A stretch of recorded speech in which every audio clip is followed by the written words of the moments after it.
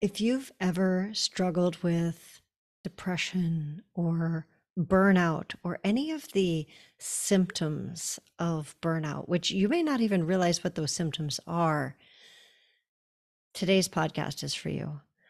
Our very special guest, Michelle Leotta, has studied burnout because she herself went through it and she's studied it for years. And today's episode, it felt very special to me because Stephanie and I often talk about our inward journeys.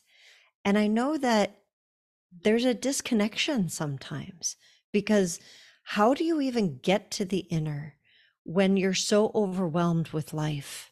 You can't even get there. And so what I loved about Michelle is that she's helping to people to make space in their lives by doing some of the outer things to relieve that stress, to get you past the burnout, to get you to a place of feeling healthier so that you can be in a moment where you could think, what is next for me? And go inward. I think of it so many times, like what Michelle is speaking of going outward and how we do need to take some actions in our life. And we think I'm relating this back to the inhale and the exhale. It's like we need to inhale and we need to exhale. One is not better than the other. I know I've said this many times. And when we are going out there, we can get an insight or an aha to be able to go in there. And as we go inward, we can get the aha of like, okay, now it's time to take an action. And so it's lovely to have her to balance us today and to give us some really wonderful guidance around burnout and how to recognize it and also how to overcome it from a different paradigm. That's so lovely. I can't wait for your feedback and information that you want to share with us. Join us on our Facebook page or our LinkedIn group at the Soulful Leaders. And don't forget that we also have our Evolving Leader Circle and Beyond Hands On going on. You can find out more information about those on our website, thesoulfulleaderpodcast.com. Enjoy. In a world where achievements and accolades motivate us to do more and be more, we're often left wondering, is this really it? Deep inside, you know there is more to life. You're ready to leave behind the old, push your way through, and claim the deeper life that's calling you. That's where we excel. We're your hosts, Stephanie Allen. And Maren Oslak. And this is the Soulful Leader Podcast. Sit back and relax as we share the shortcuts we've uncovered to help you make shift happen.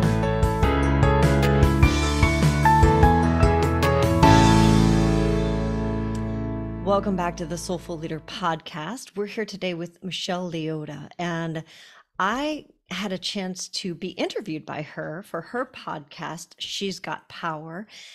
And it just is, she's such a phenomenal woman and has so much to offer to our listeners that I couldn't help but invite her on to chat with us. So I'm here today with Stephanie and Michelle. Welcome, Michelle. Good to meet you. Thank you so much for having me. Yeah. I am going to actually, because Michelle works with a lot of people who are in stress and don't even know that they're in stress. And this is Stephanie's kind of her area of expertise. I know she is chomping at the bit with a bunch of questions for Michelle. So I Stephanie, just want to say I'm so flippin' excited to have you on, Michelle, because myself included, as well as all of the clients that I work with, I mean, that's the number one thing when we talk about burnout and overwhelm and adrenal fatigue. And oh my gosh, you have such knowledge and such skill. I'm so excited to hear how we're going to unpack that and to really serve those that we are all connected to, including ourselves. So great to have you here. So many things that we can talk about. There's not a woman on earth who isn't struggling with these issues. So let's get into it. so maybe we could start with a little bit of your story. And you do work with women who are burned out, who may not even realize that they're experiencing that. And that was because of your background. So tell us a little bit about that. Yeah, typically my clients have been to their doctor or multiple doctors or practitioners and are repeatedly told they're fine, but they have something going on. And so by the time they get to me, they're at their wits' end many times. And it's such a relief to hear, oh no, that makes sense. And there's something we can do about it. That's exactly where I was. So now, oh gosh, we're going back like 15 years. My symptoms were odd. I was fainting a lot. Now, I don't know how much anybody wants to faint, but typically doctors say you're allowed to pass out once in your life, and we just shrug and it's no big deal. But at 2, then you start looking into it a little bit. So I had had many fainting episodes starting at age 16 and through my early 20s. So that was bothersome. Nobody had any answers. And because it wasn't happening every day, they didn't push so hard to have me into the hospital or run a serious battery of tests. It was just sort of like, that's not good, but we're not really sure. In addition to that, now I was in my early 20s at this point. I was working in big advertising. I was living in the middle of Boston's Back Bay, very exciting, just living the life, wearing my high heels and going to work and doing the things. And I was exhausted. I guess I had been exhausted for a long time, but you expect to be exhausted when you're in college because you're partying all night and you're, not sleeping enough. But here I was, unable to drag myself to work in the morning, just hitting that snooze button. And luckily in advertising, especially in the creative department, nobody shows up until about 10 a.m. So I had some leeway there, but there was always a coffee in my hand, and it was hard to even just take the elevator up to the 18th floor.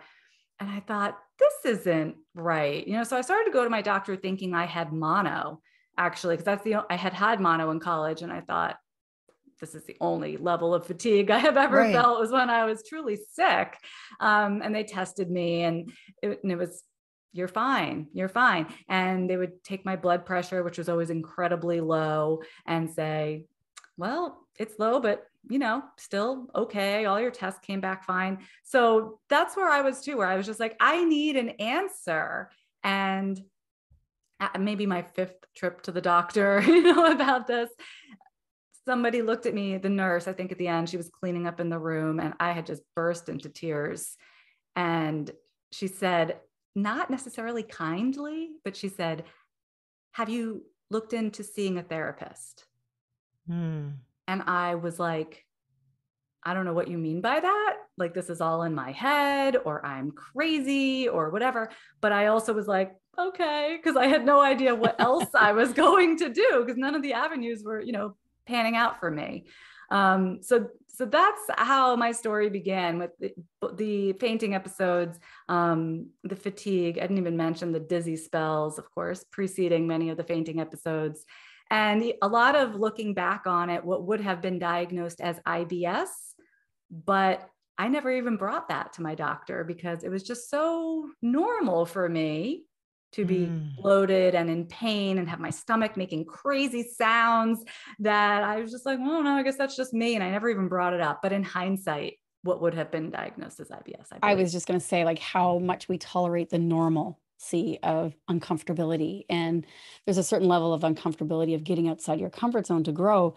But we tend to say, oh, well, that's because, and we fill in the blank, I'm getting older, or I've changed careers and I'm out of my comfort zone. We make up stories that, having headaches or weight gain or stress in the way of like not having the capacity to be able to think clear, or like we make up, we justify that instead of saying, oh, wait a minute, maybe this is my internal signal saying, slow down, Steph, slow down, breathe. There's something off here. And not that there's something wrong. I think we tend to go there, right, wrong, good, bad, instead of saying this is your internal dialogue having like a little moment of like a timeout. You need a timeout from it to go in and to listen to what maybe your soul might be saying to you, instead of just keep on going, keep on going. And the tricky part is that it's not like one day you start having symptoms. Creeps on slowly over time. So it does feel normal because it's no big deal in the beginning. And then it's just part of you. Yeah. It becomes our new identity. We talked about that, I think it was podcast 77 where we talked about things that we tolerate and how it creeps up on you. It becomes acceptable. And it's either because society says it's acceptable. Like we said, it's like, oh, it's because you're getting older and that's what happens. And and it just is. It's like, then we go, oh, okay, I'm just supposed to put up with that. Or it's because it happens gradually and we just think that's normal. Like you were saying with your IBS symptoms, you never even thought to say it to your doctor because you're like, well, this is just the way that life is. And we don't realize that it A, isn't for everybody, or B, doesn't have to be for us. Yeah, Yeah. I also wonder if I had said anything, would they have done anything, right? It just would have been another shrug of the shoulders. So I find that most of my clients are in a position like that, where they're just like, something's not right, but I don't know what it is. And no one can tell me, but it's starting to impact my life. And it certainly was starting to impact my life because, for example, there was a day I was at work. We all went to a place to get burgers and beers at lunch, which is very common, especially on a Friday. And I got dizzy. I did not feel well. I had to lie down right there in the restaurant. And two of the guys carried me back to the office and found, one of our bosses had a big office that had a couch in it and put me on the couch so I could lie down. And it was like, this is not all right. This is not normal. But what is it? Right. And the thing about it though is it led you to what you're doing now, over time, right? It's never a straight line. We have those zigzags of like, and it is the beauty of it is that you started to question the normal medicine, the normal, here's what people can do for me. And you started your own inward journey. You want to share a little bit about that? Yeah, so I did take that nurse's suggestion and saw a therapist. And within the first session, she said, well, have you ever taken anything for anxiety? And I said, what anxiety? What are you talking about? I said, I have anxiety. And she was like, oh, well, of course you do, essentially, is what she said. And I thought, oh, well, like people do yoga for that, don't they? And I've heard about meditation, or I don't know. I mean, I had never considered it before. I did not identify as a person with anxiety. So now that I had this information that this could be a potential thing, I walked my butt right into the yoga studio the very next day. I signed up for their 2-week free trial. I started taking, like any go-getter. I didn't just go once. I was going to go. I was going to go every day. I was going to see what it was all about. And it was the catalyst for changing everything. Because once you're in a yoga class, you suddenly realize how gassy you are or how uncomfortable you are.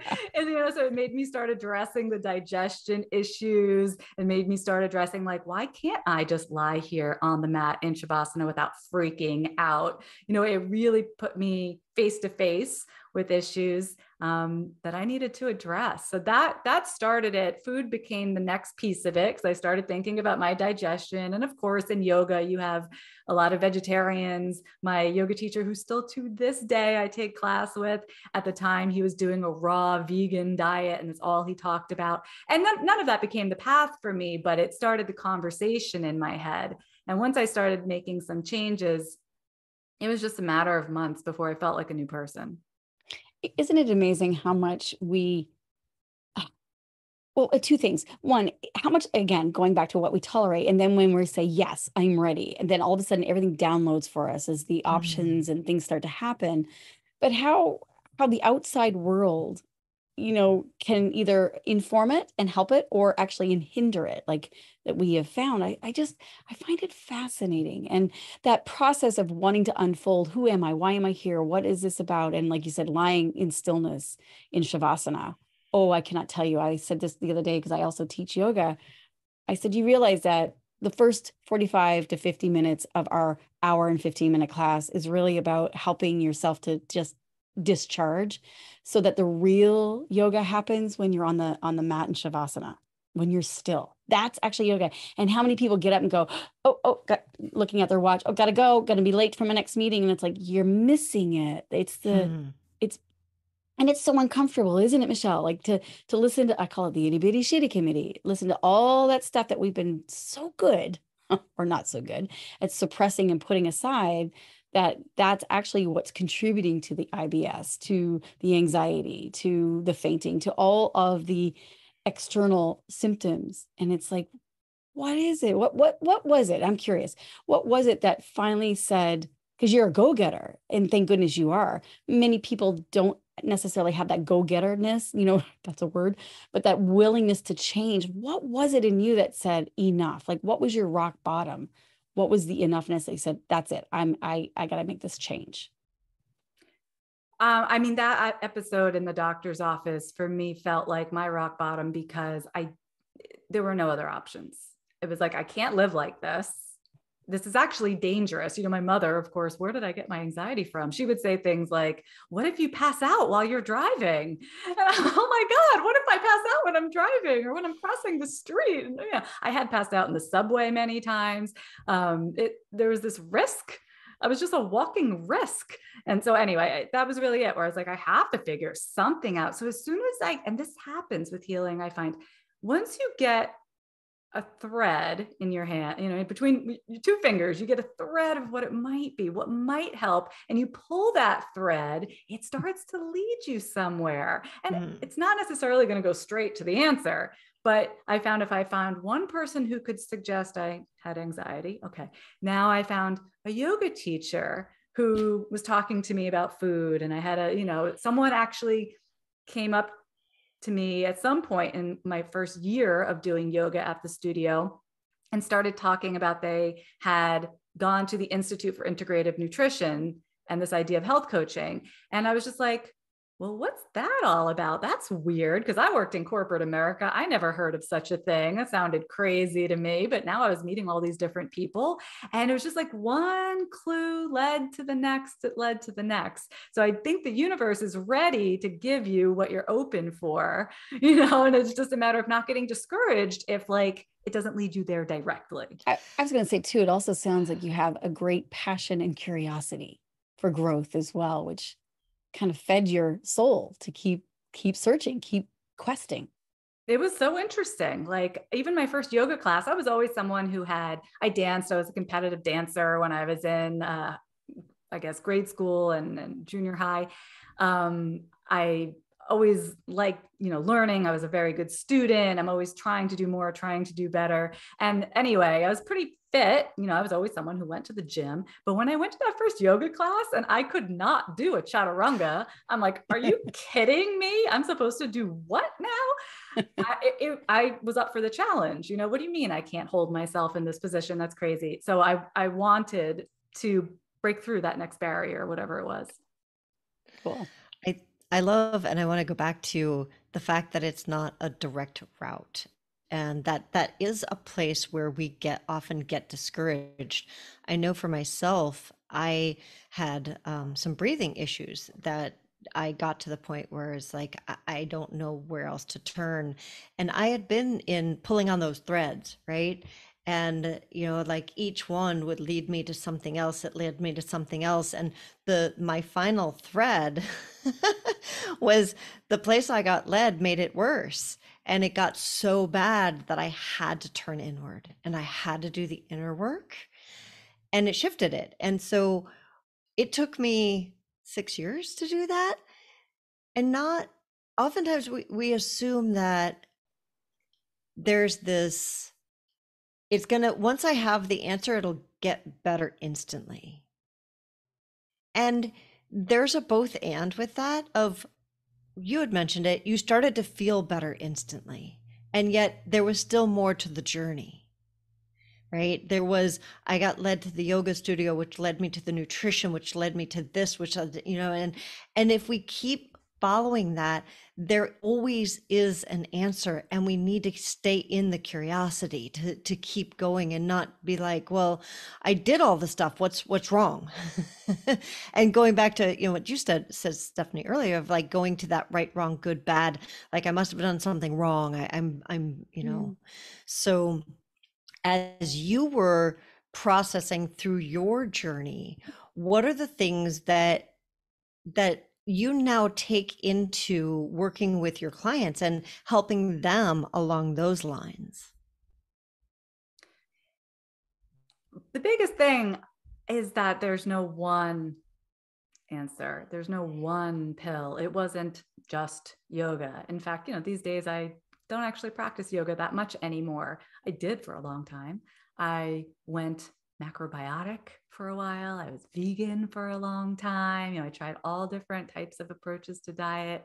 None of them were the answer, capital A answer, right? But they all had something to them that I learned, something I learned about myself, something that I could take with me. I learned all about Ayurveda at one point.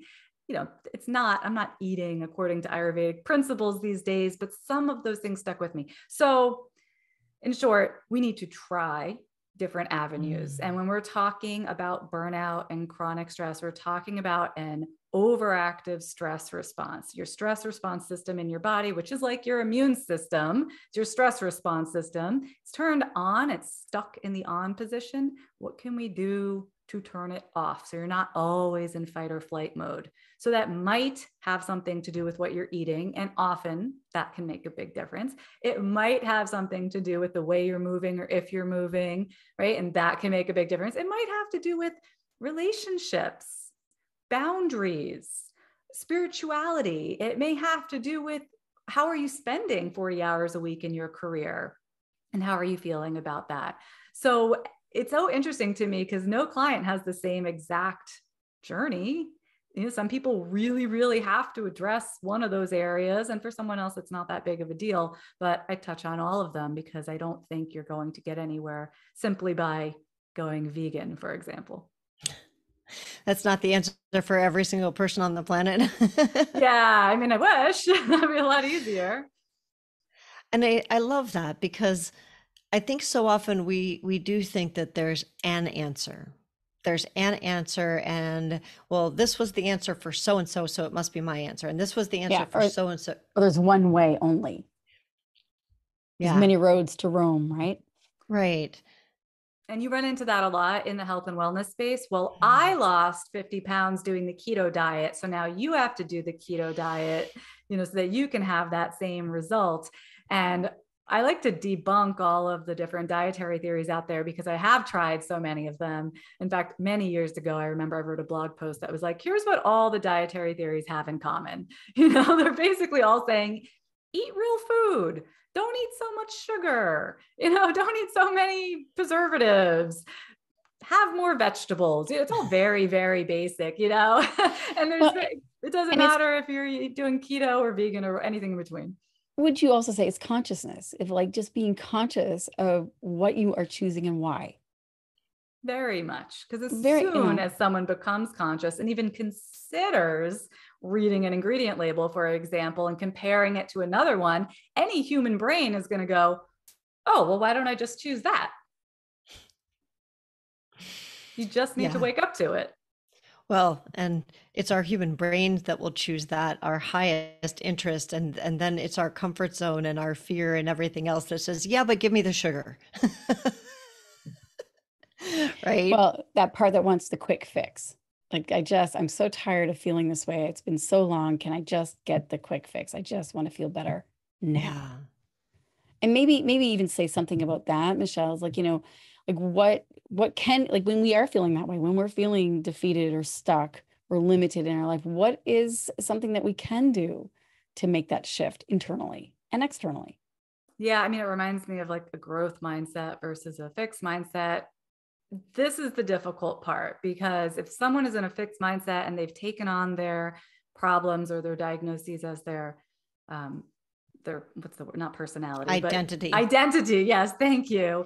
Then it's very hard to make anything happen. And there can even be, the self-sabotaging that happens. I'm starting to feel better, but no, I can't, your subconscious says, because I am a person who is always sick or who is always tired. And, you can find a lot of this self-sabotaging. So a lot of the work is the inner work. Do I believe I can change? Where have I changed before? Oh, I can look at that and go, oh, okay, I did make a big change one time. Now I know I'm capable of making big changes in my life. What did I not think was possible before that I know is possible now? So sometimes drawing parallels between successes that someone has had in their career, maybe in their personal lives, can translate to what they can do when it comes to their body. That's such a key, because when we're in a fixed mindset, we stop all flow. We stop all possibilities and options, and even being aware of what might be coming into our lives to help. And growth mindset, of course, is being more open and possible change, but it does require something from within us to actually make that change and let go of who we used to be so that we can become who we're meant to become. And that's takes practice, doesn't it?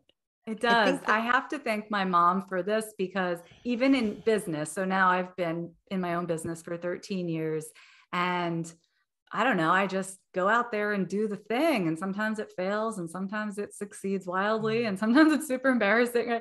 And when I speak with my colleagues, sometimes they're like, how do you get the confidence? How did you have the confidence in the first place? And I'm like, I don't know. My mom just always said, most people are stupid. You're not stupid. You can do anything they can do. She was very direct like that, you know? And, and I've had colleagues say, wow, I wish I had a mom like that, because she just instilled in me the, like, you can figure it out. Of course you can figure it out. And the key is to be that for ourselves inside. So if you don't have a right. mother or a father or a partner or a friend that is doing that for you, part of a practice can you be that friend, that mother, that guide from within yourself that can say, and not from a pushing place, but from an empowering place of love and respect and honoring. It's like, yeah, Steph, you can do this. You can do this. It's possible. What I find for myself is when I make where I'm going more important than who I think I am. So it's really connecting to my future impact, my future Maren self, that it's like I can stay where I am and keep doing the things that I'm doing, which means that I'll keep getting the same results, or I can connect to something larger than me. And that's where I get my inspiration when I get into those funky places, because no matter how far you grow and how conscious you become, you still will get into those funky places. And, it's like, how do we shift it? What is that fix for us, or that shift? Rather, I don't love the word fix. Let's talk about a shift, and finding that way to shift, whether it's it's like reaching for a carrot instead of a cookie, or finding a joyful thing. We did a podcast on delights, finding the delight in your day instead of being in your funk, or connecting to a future vision. Like, all of us will have our own way of doing that. Absolutely. I like this vision of zooming out on my life sometimes, almost like you're have a camera and you pull the lens back, because when we are the main character in our story, so our lens is pretty tight, like right like this around us and our immediate people immediately near us, and sometimes it gets crazy in there. And when Yeah. if we can zoom back, if I can take that larger look at not just myself but the world and my place in it, and that's a visual that helps me. Because when I'm in it, it can feel gut wrenching. It can feel confusing. You think you're never going to figure it out. But when you zoom out and you're like, oh, right. Like, this is obvious next thing that I should do. Maybe take a nap, or it was funny what you just said about reaching for a carrot or reaching for the cookie. Sometimes it's the opposite. Sometimes when we, quote, get healthy or go on our health journey, and I know I did this because I'm going to do everything just right, we reach for the, we're reaching for the carrot so often that we forget that sometimes it's healthier to reach for the cookie. What am I Sometimes doing? sometimes we need that sweetness, right? Yes, and not be so strict. And that's something that I can only see when I back out. Time to celebrate, time to acknowledge the growth and the change and to celebrate it. Absolutely is so needed. It feeds Yeah. us. And for certain personalities, that's very difficult, because it's always, what's the next thing? What's the next right. thing? What's the next thing? It's never like, look how far I've come. I am amazing. The world is good. It's just like, I'm not enough and I have to climb the next step on the ladder. So that has been, that's a pattern I notice within myself, and I notice within a lot of the women that I work with. So as a coach, a lot of it is reflecting that back. Like, sometimes I ask a client, how did it go this week? And you will hear everything they think they did wrong, and how they, reached for the cookie too many times, and this, that, and the other. And maybe just in passing mentioned that they went for a run. And so it's my, my job, and what I do is pluck out I'm sorry, I heard you say you went for a run. That's the first time you've done that. You said you wanted to start running. Let's talk about that. And shifting the emphasis from everything that went wrong. Mm. Well done. Well done. Yeah.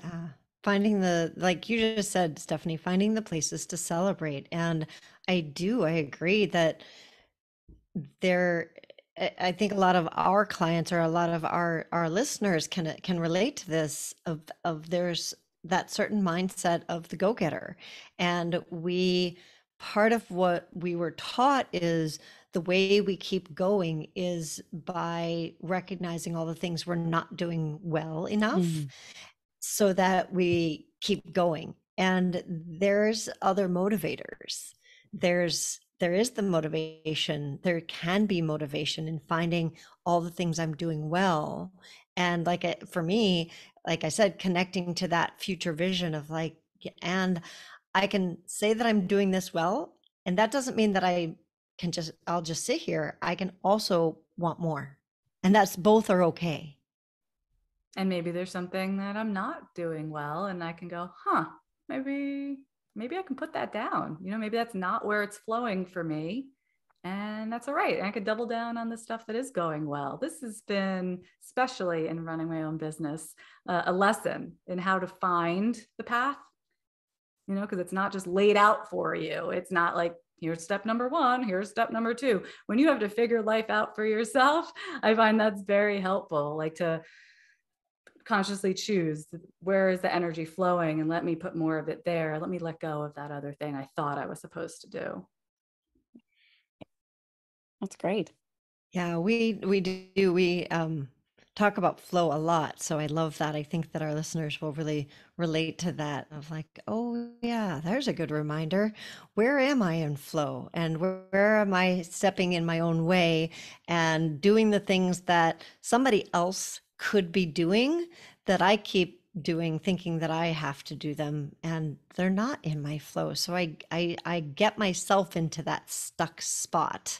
And oftentimes relating that back to the burnout that you were talking about, that's exactly where we get ourselves into burnout and overwhelm and stress. Have you found that?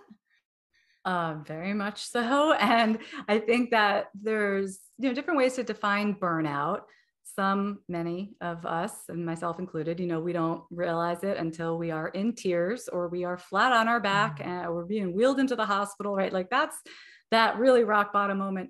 But burnout, I think, is best defined as when you are out of alignment, because it takes so much energy and effort to do things that you really don't want to do. And I'm not saying that you have to love every single thing you do all day. When my babies were babies, did I love changing their diapers? No, I didn't. But more often than not, we do have a choice about who we're around and what we're doing and how we're spending our energy and our time.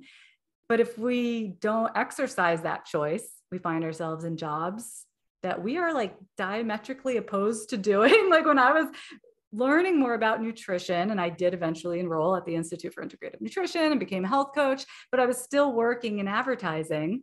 I remember the day they put me on the McDonald's account, and I was just like, oh, like how can I spend all day trying to sell breakfast sandwiches when I know this is in nobody's interest? It felt, like I said, diametrically opposed to my values. And when we're out of alignment with our values, it is like, there's a hole in the boat.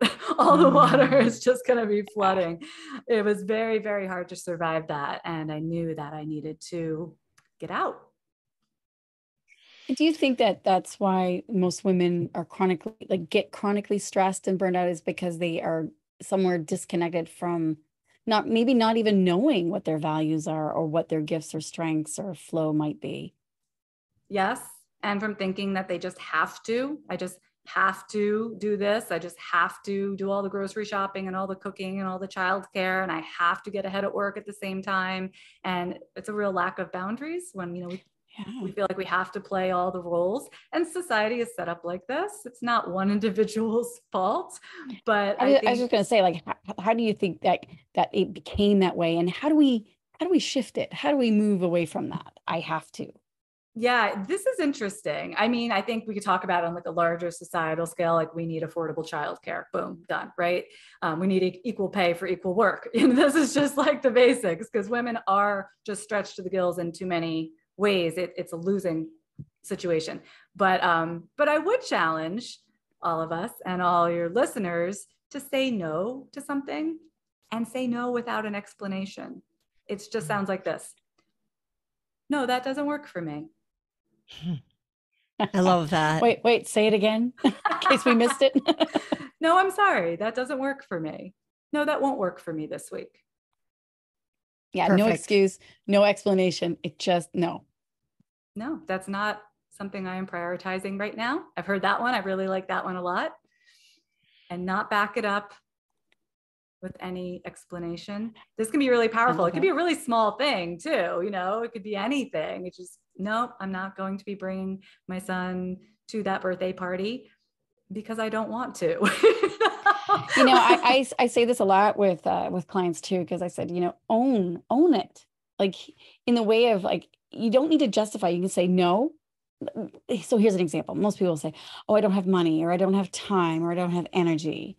And I said, well, how about you shift that to looking more inwardly? Like, what is it that you value? What is it that you prioritize? And then own it and say, no, my intention is to be with my family this weekend. Or, and I know that's justifying, but it's like, instead of saying I don't have money, I don't have time, I don't have energy, it's like, no, that's not my value right now, or that's not my priority right now. Because it gives you that power. It gives you that ability to choose, and it gives you a little bit more space of ownership. Yeah, like we are not obligated to do all the things. That's a quick road to burnout. So if you can start just identifying for yourself, this is something I do want to do. Sometimes you don't have the time, but you still want to do something, right? And that's fine because you're in alignment there. But when there's something that, and you feel it in your gut, oh, I really don't want to do this, but I have to. You know, those are ones where even whether you do it or you don't, even just practice saying to yourself, I don't want to do this. And I think that eventually evolves into figuring out how to not do those things more often. I heard James Clear talking on a podcast, and he said, no is a choice. Yes is a commitment. And he was talking about the fact that, like, say, for example, right now, we have committed this hour to doing this podcast, which means we can't do anything else. We are no longer in choice around this hour. And so every time I say yes, I take away all the other choices that I might have in my life of playing with my kids or taking my dogs for a walk or doing something to further my business or, you know, whatever that is. So getting really clear about what I want to say yes to, because it does mean that I can't say yes to anything else for this chunk of time. And is it that important? Because I only have 24 of those chunks of time every day, and some of those have to sleep. And so what is it that I do want to say yes to? And that helped me when I heard that. I was like, oh, it gave me a different like perspective on, yeah, that means that hour, I can't do anything else. Is that what I'm willing to do for that hour? Because now I can't do anything else. Like, it just woke me up. There was something about that woke me up and went, oh, and gave me more permission to say, no, I don't want to go. My husband invited me to watch one of his students' son's hockey games the other night. And I was like, well, that sounds fun.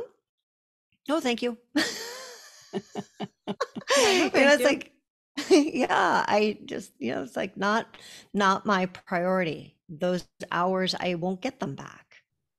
Yeah. And if you think, you know, about that in terms of just, do I want to say yes to this job, to this career path? Do I want to say yes to any of these larger choices in our life? Because that is meaning I'm not doing the other thing. I'm not following my dream. I'm not doing something that is meaningful to me. I'm not spending time with people who value me for who I am. You know, it puts a fine point on how we make these decisions, doesn't it? It does. Sure does. And too often we just say, well, I'll get to my stuff later. And you know what? When we're honest with ourselves, later never happens. You know, we don't get to our stuff later. We keep making people's stuff a priority. And it is what, you know, you were talking about the definition of burnout, of like not being in alignment with who you are. And so getting clear on that, it makes all the difference. So it seems funny to say that you could heal from this stuff by like changing how you eat, because isn't it just about being in alignment with your values? But I got to say, it's hard to be clear when you Mhm. feel like you're in the midst of all this brain fog and you're exhausted and you spend half your day dealing with your digestive issues, or you can't sleep at night, right? It's very hard to get clarity around anything else when you're in the muckety muck of your own physical symptoms and mental Yeah. symptoms and emotional problems. You know, you need to like get out of the mud, right? Kind of clear away all those cobwebs, and then you can make choices. And so that's sort Yeah. of the evolution, I think, of the work is you start with stuff that's a little more concrete, because we have to make sure that you're operating at full capacity, both physically and mentally. Okay. And then from there, okay, now let's talk. Let's talk about what's going on in that marriage. You know, like let's talk about the big things, make the big decisions from a clear and calm place, because the mind is not calm when the body is in that fight or flight mode, and you can't make decisions there. I love making it practical like that because it is easy to say, well, just say no. But we're not in a place where we can do that, like you said, because we're in brain fog, because we're overwhelmed, because et cetera. So taking one aspect and being like, let's get really practical and do this one thing and start there so that we can then build from there. I absolutely love that. Thank you. I So feel it's the heart of feminism. I just wanted to say, because uh, again, like we can't make decisions. We can't show up in a big way. We can't challenge the status quo. We can't do these things when we are all involved with, you know, why am I dizzy again? You know, we're just trying to survive the day. How can we ever play big in life if we're stuck underneath that stuff? So there's often these quotes about, you know, self-care has to take care of yourself first, yada, yada, yada. I say, yes, absolutely, but it's not in a selfish way. It's so that I can show up bigger in the world, so that I can make the impact on the world that I want to make. I can stand up for myself. I can stand up for millions of women, you know, whatever the work is that needs to be done. We're just not able to do it when we're in that burnout mode. We so need to change that narrative, don't we? I have an example that one of my teachers has given me. It's like, you know, imagine you're in a car accident and your family on the car, but you're on the side of the road and you are bleeding and you don't have one of your limbs. You cannot get up and care for all those that you love until you take care of yourself. And I mean, that's kind of a traumatic way, but a lot of times that's when we are in a health crisis or a relationship issue or burnout or those different levels, mentally, emotionally, physically. We do need to sit on the side of the road and actually wait for triage. We need to allow and to let that be okay, to get a coach, to get a practitioner, to get support. That is not because you're weak or injured or need fixing. It's because you've got stuff to do. You've got wonderful gifts and strengths. And if we don't make ourselves a priority in that, then we won't have the life force and the capacity to be able to serve others too. 1000%. I mean, I'm all for like marching on Washington and all of the things that we can do in the world, but I think it has to start inside, because then Totally. you're going to be 10 times more powerful than you were previously. You're going to be able to move mountains, whereas before your impact may have been much smaller. And it is the ultimate weapon, I think, against a world that is kind of like, you know, we're kind of, like we said, kind of set up for failure in a way, right? And if we can strengthen ourselves, clear ourselves, get out of the muck, like, yeah, I think cumulatively or collectively, that's what women need to do. So this is what you do. You help women to do that. Can you tell us a little bit about what next steps might be available to anyone that's listening that might want to work with you? Yeah, absolutely. I want to tell you a quick story first that just exemplifies Yeah. a little, just a touch of what I was just talking about. One of my clients came to me, as most women do, because they want to lose weight, which to me is, I'm still in the muck. I'm still in the muck of like, society tells me I should be a size 2 and I'm not a size 2, right? There's a lot of that. But, that's where we are. Fine. We can start there. No diet had ever worked for her. She had had personal trainers tell her that she must be cheating or lying because there's no way that she wasn't losing weight. She'd received all this negative messaging since she was like 10 years old from her mom around her weight. And I asked her, well, who cares if you lose weight? Why does it matter? And she said, well, and she had to think about this, but she finally said, I've always wanted to go to the Mount Everest base camp and climb it. And I can't because there are certain health restrictions. You have to, I'm not exactly sure what they all are, but different markers needed to be brought down, including her weight, in order for her to go. And I said, wow, that's amazing. Like, that's a really interesting, I didn't know that about you, so we just had a conversation about this dream that she had. And a few weeks later, nothing had changed. It's not like she suddenly lost 100 pounds or anything like that. She said, we booked the trip for next year. So she and her husband ended up going. And by the time she needed to have those markers met, they were met. And she went and lived her life the way she wanted to live it. She did a big thing that most people will never do. And so that's just a small example of what's possible when we get out of the muck. I was just so proud. And I love that story. I wanted to share it. For anyone, to answer your question. Yeah, that was beautiful. Thank you for sharing that story. It always gives me goosebumps. It always does. And, no one starts with like, I'm going to climb a mountain today, but in terms of steps that we can do today, a lot of it I find has to do with just becoming conscious of all the different things that are going on with our health right now, because we tend to, like we mentioned, we tend to normalize and brush it under the rug. And sometimes I'll work with a client for months and they bring up the fact that they're on some medication that they had just never told me about. And I'm like, what? How did we not talk about this? But it's just normal life for them. So this idea of tapping into what's really going on here.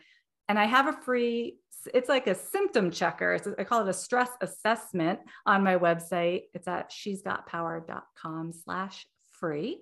And if you go through that, it takes like 3 or 4 minutes and you'll start to tap in. What's really going on for me here? And women will often say, oh my gosh, I had no idea that all of these problems I've been having are connected. And then once we realize that they all have the same root cause, they're so much easier to address. So that's what I would suggest for anyone who's listening that's like, yes, I'm ready to get out of the muck. That's great. Thank you so much, Michelle. Thank you. I love that. And you also have a podcast, right? Yes, the She's Got Power podcast, where we're addressing all the things we've talked about today. And I love interviewing women who have hit their own rock bottom moment and climbed out of it, and just hearing how they did that. I love talking to women who have paved their own path in life. Like we were talking about, how do you make decisions? How do you move forward when the path is unclear? So yes, that podcast has been running for a couple of years now. It's a lot of fun. I know. I was honored to be a guest on that, and that's coming up sometime. So we'll listen for that. Thank you so much. As a reminder to our listeners, all these links will be in the show notes. So if you're driving, don't worry about it. You can always go to the show notes and get the link to Michelle's podcast and her free assessment tool and all of that good stuff. We like to end our podcast asking our guests, what is it that you have? Do you have some sort of a practice or something that you do on a regular basis, daily basis, or weekly basis that helps you to stay out of that burnout, into your authentic and true flow where you feel empowered and moving forward in your life? I think there's a lot of different practices I've picked up through the years, but the one that has stuck as probably the most important is the first thing I do every morning is an hour of movement. And sometimes it's gentle. I'm lying on the yoga mat in child's pose. It depends on the day, or I'm doing some other form of exercise. This really started during quarantine, because before that it was catch as catch can with exercise. And in quarantine, I had my 2 boys. We were living in a very small house. we were all going out of our minds. And so every morning I needed to clear my head, and they learned, mommy's going to exercise now, right? If they needed something, I wasn't available. I mean, if they were bleeding or, but I was like, I'm basically not available right now. And they learned. And to this day, I've stuck with that. And having that hour to myself to move, to be quiet, to not have screens shouting at me and notifications going off has definitely helped me stay grounded and centered. And we know that movement is the number one way to move through your stress response. If you're stuck in fight or flight mode, movement really is the number one way to get out of it. It's great. That's fantastic. Michelle, we can't thank you enough for joining us today. It has been an absolute pleasure to chat with you. And for everybody that's listening, a reminder, another reminder that you can find information and give us your feedback on our Facebook group or our LinkedIn group. And there will be everything Michelle related this week on those channels, as well as on our website, thesoulfulleader.com. So thank you again, Michelle. You can find her information at she'sgotpower.com. And we look forward to seeing you all next week on the Soulful Leader podcast.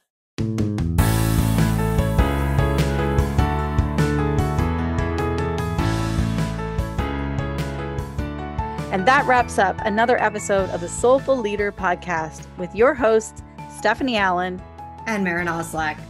Thank you for listening. If you'd like to dive deeper, head over to our website at thesoulfulleaderpodcast.com. Until next time.